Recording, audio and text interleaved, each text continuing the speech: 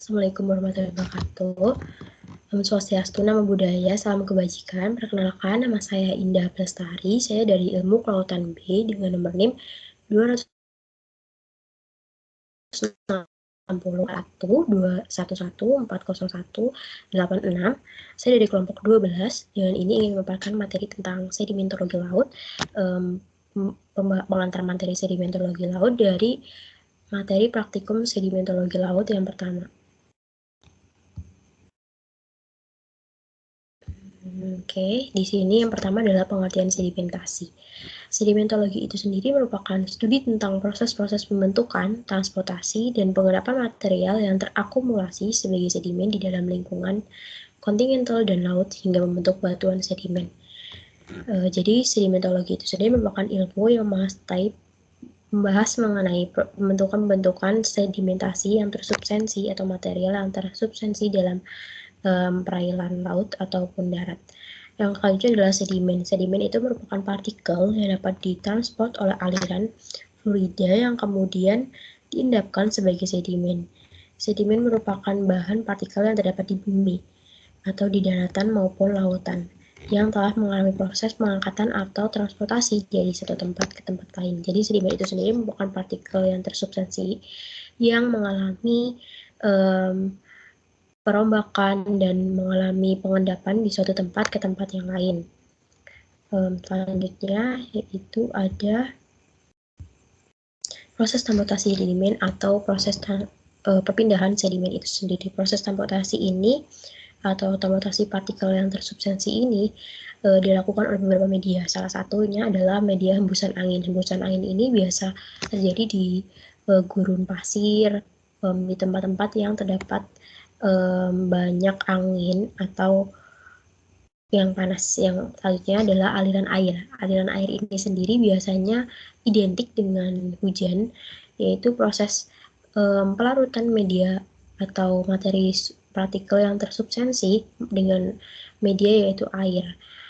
Contohnya itu ya air hujan yang mengikis batuan, kemudian hasil dari proses erosi atau pengikisan itu sendiri lalu larut menjadi material sedimen yang kemudian terbawa oleh air. Contohnya adalah gletser atau es. Gletser atau es ini biasanya diperoleh dari es yang telah mencair atau mengalami peluruhan yang kemudian larut atau turun ke dalam suatu samudera atau laut yang kemudian dibawa sehingga mengendap dasar permukaan air laut.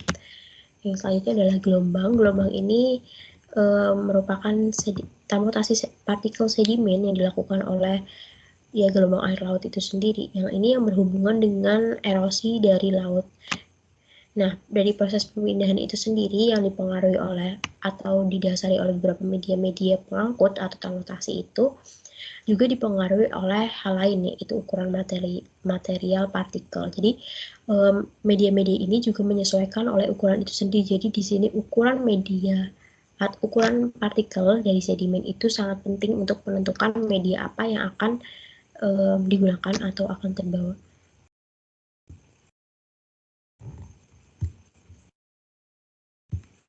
Selanjutnya adalah sedimentologi laut. Sedimentologi laut seperti yang diketahui tadi, sedimentologi laut merupakan proses pelarutan atau pelapukan dari material-material yang ada di laut atau material berbatuan, pembentukan batuan dan lain sebagainya. Sumber sedimen sendiri untuk sedimentologi laut itu yang pertama adalah dari hasil pelapukan erosi di darat. Jadi proses erosi yang terjadi di pesisir pantai, pesisir samudera dan pesisir pantai maksud saya itu juga akan terlarut atau ikut terbawa oleh arus air laut atau gelombang, baik pelapukan atau erosi yang di darat maupun di dasar laut. Yang kedua adalah dari erosi gunung berapi. Erosi gunung berapi ini bisa juga dari gunung berapi yang ada di bawah permukaan air laut maupun di atas permukaan air laut. Erosi gunung berapi ini juga menyebarkan banyak sekali material-material sedimen, baik material mikro maupun material makro, yang dapat terlarut di lautan. Yang ketiga adalah dari erosi hidrotermal. Kalau erosi hidrotermal ini sendiri biasanya dari pemekaran dasar samudra dan dari Dan contohnya itu seperti dari kalau pemekaran dasar samudra itu identik dengan proses-proses lempeng-lempeng yang ada di bawah samudra, pertemuan lempeng, dan lain sebagainya. Lalu yang keempat adalah dari material organik seperti kerang, terumbu karang, dan lain sebagainya yang ada di biota-biota laut yang ada di bawah yang materinya menjadi partikel-partikel kecil lah. Jadi nanti akan menjadi sebuah batu atau mengalami kompaksi dan sebagainya. Lalu yang terakhir adalah dari luar angkasa. Kalau dari luar angkasa ini sendiri kurang menjadi fokus utama dari kajian sedimentologi ini karena jarang sekali terjadi dan intensitasnya juga tidak sering, jadi tidak menjadi fokus utama dari materi sedimentologi laut. Jadi material-material yang terlarut itu ada yang dilarutkan atau terlarut dalam media pembawanya berupa air dan sebagainya. Ada juga material yang tidak dapat terlarut pada media pembawanya seperti suspensi atau suspended material yang mengapung di permukaan perairan itu sendiri tidak atau sulit terlarut pada media pembawanya. Yang selanjutnya adalah material laut akan terpartisipasi atau terkristalkan menjadi biogenik, seperti batuan karbonat, batuan opal, ataupun batuan organik. Dapat juga material hidrogenik itu yaitu merupakan materi penguapan seperti batuan evaporit, ferromanganis, batuan pirit, dan batuan fosforit yang merupakan batuan di antara batuan biogenetik dan batuan hidrogenetik. Yang selanjutnya adalah yang tersubstansi tadi atau mengalami suspended material, kategorinya adalah termasuk kastik atau trital pecahan jika litogenik itu berkomposisinya silikat. Bisa juga bersifat kosmogenik menjadi kosmik atau spherul dan transaksinya menjadi material lempung. Dari proses-proses ini biasanya disingkat atau diringkas lebih lanjut menjadi yang pertama adalah prosesnya itu diendapkan. Setelah diendapkan itu mengalami diagenesis yang kemudian terredeposisi kemudian menjadi batuan.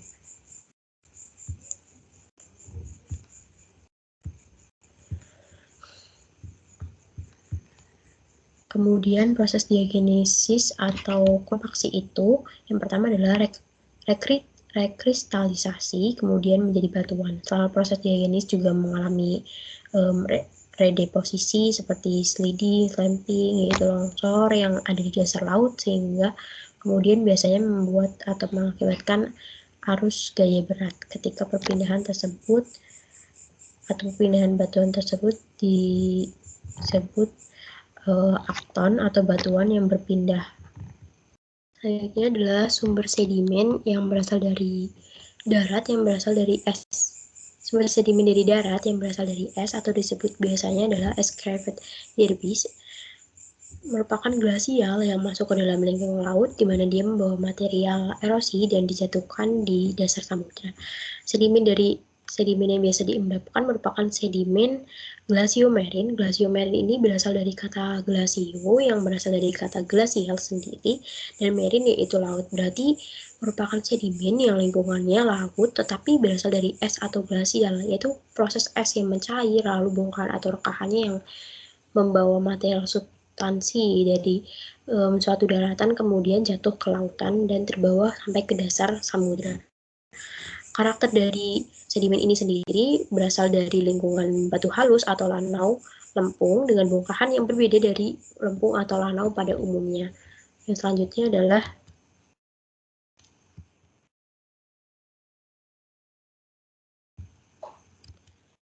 dari angin. Contohnya ada di Afrika, yaitu dari Gunung Sahara, yaitu badai pasir yang membawa pasir lanau sampai ke tengah Samudra Atlantik, kemudian akan turun secara pelagik karena batuan tersebut berkomposisi silika. Jadi batuan atau sedimen yang terbawa oleh air tersebut akan berkomposisi silika yang jatuh di berbagai kedalaman. Tetapi itu paling mencolok itu pada kedalaman sekitar kurang lebih di bawah 4.000 km.